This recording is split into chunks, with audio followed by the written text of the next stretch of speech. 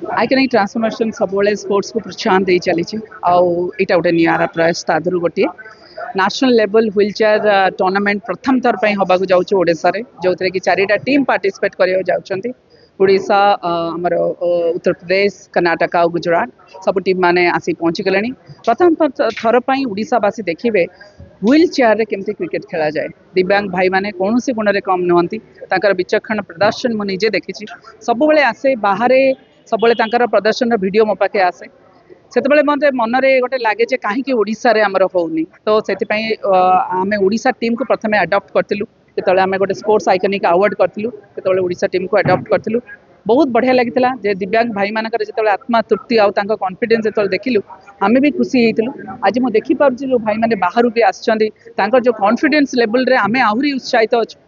आमर 8टी team conformation देते but समाओ से अलग जगह मैच जो से आसी पारे ना 4टी टीम खेलिए बहुत विचक्षण प्रदर्शन करेंगे बोली मु आशा करुच्ची ओडिशा